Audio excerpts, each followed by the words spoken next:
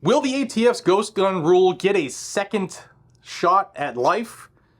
Yeah, let's talk about that. Guys and gals, my name is Jared. This is Guns and Gadgets. This is the premier source for Second Amendment news, and I bring you Second Amendment news every single day, no matter where it happens in this country, from litigation to legislation and everything in between. And today we're going to talk about the ATF's ghost gun rule. It's dead, but is it? Why don't you hit that like button down below and subscribe to the channel and help me get to 650,000 subscribers by my birthday, which is July 25th. Still time to do it. Y'all can pitch in down below. All right, so on Friday, the ATF, the federal government, officially appealed the ruling where Judge Reed O'Connor vacated the ATF's frame and receiver rule. Now, in that ruling, Judge O'Connor said things like the ATF was operating outside of their statutory authority and it was an illegitimate agency action, creating the rule, changing definitions that they didn't have congressional power to do. Well, ATF's fighting back, and wait till you hear the reasons why they want a stay. So here's the introduction to their appeal. It says the defendants hereby move for a stay pending appeal of the court's memorandum opinion and order on the parties' cross motions for summary judgment and motions to intervene and the final judgment. The opinion determined that two provisions of the rule challenged in this case exceeded ATF's regulatory authority, and the judgment vacated the rule in its entirety. The defendants have appealed the opinion and judgment to the Fifth Circuit and respectfully move this court for a stay of its opinion and judgment pending resolution of defendant's appeal. So they have appealed to the Fifth Circuit U.S. Court of Appeals. It's going to be an en banc panel. Now they're asking Judge O'Connor to stay his own decision.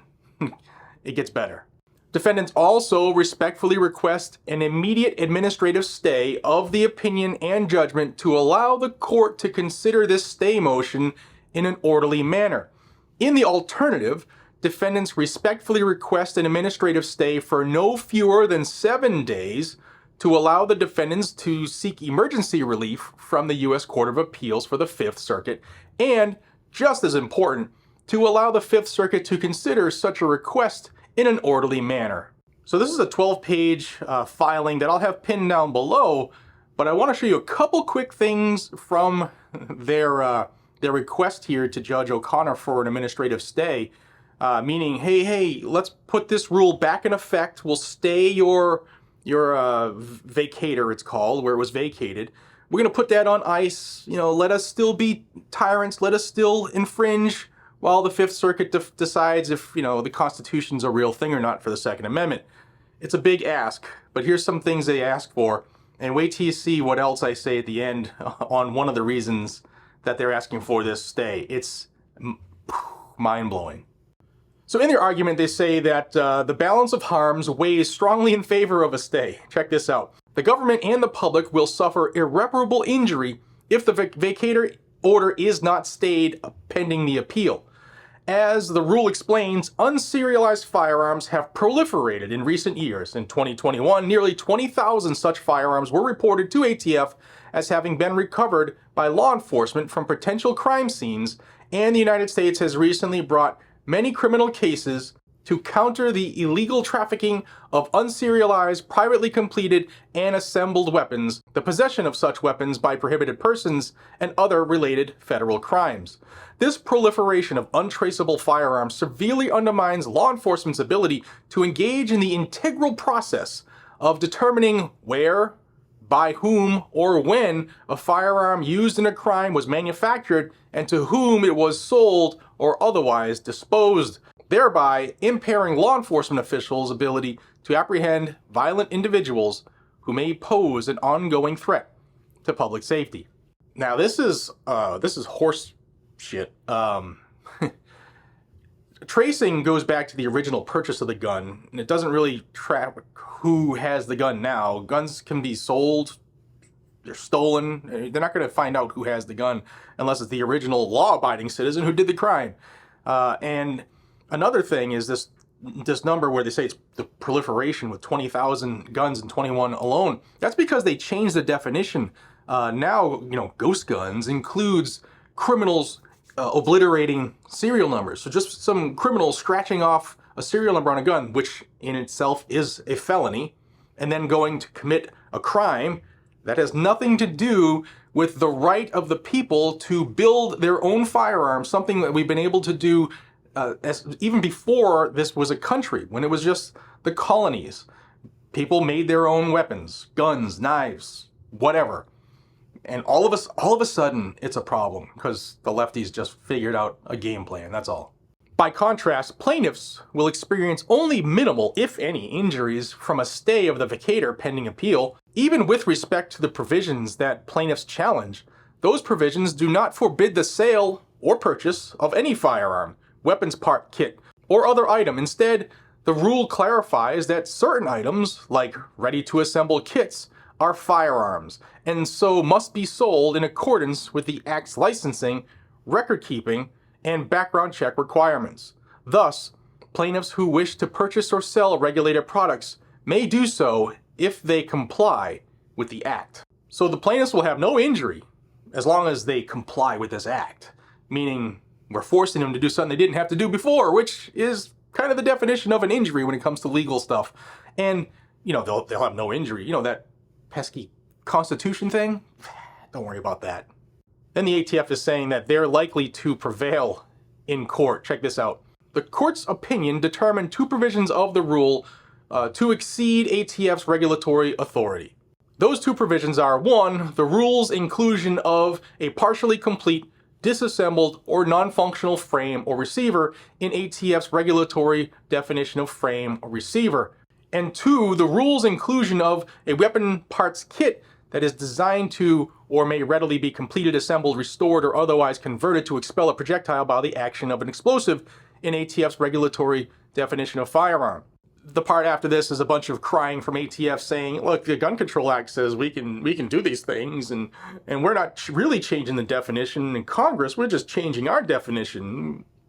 Still unconstitutional, illegal, violation of our rights. And the government is losing, because all of the gun control that they've put in the last 40, 50, 60 years, there's no way it passes the stink test when it comes to what the New York State Rifle and Pistol Association versus Bruin case decided, and the Supreme Court said, text, history, tradition, that's it. There's no text or history or tradition of that firearm regulation at the time of the ratification and adoption of the Second Amendment, or even maybe up to the 14th Amendment, then they're unconstitutional. And none of this stuff existed back then. Now, you want to get a giggle? Listen to this part. In light of the serious public safety and other harms occasioned by the vacator, as described more fully below, defendants respectfully request that the court rule on this motion or grant an administrative stay pending appeal by 10 a.m. Central on July 24th, 2023, so that the defendants may promptly seek appellate relief if necessary. If, upon reviewing this motion, the court determines the defendants have not met the requirements for the stay, defendants respectfully request that this court summarily deny this motion without awaiting a response from the plaintiffs. And these are the four things they want the judge to weigh in for this stay. As explained below, all four relevant factors weigh in favor of a stay. The balance of harms strongly weighs in favor of a stay. As detailed in the attached declaration, continued vacator of the rule will damage public safety by allowing felons and other prohibited purchasers, including underage persons and possessors, to easily buy and assemble both serialized and unserialized firearms, which is a lie, by permitting the widespread proliferation of unserialized firearms, another lie, and by impairing law enforcement's ability to trace firearms recovered at crime scenes. Well, they haven't been able to trace anything with an obliterated serial number, so now is no different. In addition, the rule provides clarity to and eases certain regulatory burdens on the regulated community, that's you and me, such that its continued vacator will cause confusion among and costs to that community. Here's the funny part, listen to this. ATF will incur massive unrecoverable costs to undo changes implemented after the rule's promulgation and to educate law enforcement and the firearms industry on the current state of federal firearms law. These harms far outweigh any alleged harm the plaintiffs might incur from a temporary stay. You know, again, that pesky Constitution. Additionally, defendants are likely to prevail on appeal on their arguments that the two provisions of the rule analyzed by the court in this opinion fall within the ATF's regulatory authority, and they are likely to show that vacator is overbroad as to non-parties and as to the rule's remaining provisions. So what they're really saying is, you gotta stop this. You gotta give us a stay because it's gonna cost money for us to train law enforcement and to train the ATF agents. No, it's not.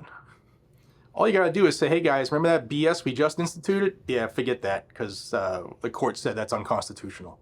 It's back to the way it's been since the beginning of time. Oh, the federal government. So it always comes down to the dollar bill. They don't have enough money in their budget to retrain those that they've trained following the rules implementation. Yeah, I smell that too. Guys and gals, let me know what you think about the ATF's appeal here. I will let you know if and when Judge Reed O'Connor decides to issue a stay on his ruling or deny this request for a stay. And then it's on to the Fifth Circuit. I'll let you know what happens with this appeal. It could come at any time. So if you want to stay in the know, subscribe to this channel down below. I'll bring it to you as soon as it drops. Thank you for your time. I appreciate you guys and gals watching, and I'll see you on the next one. Take care.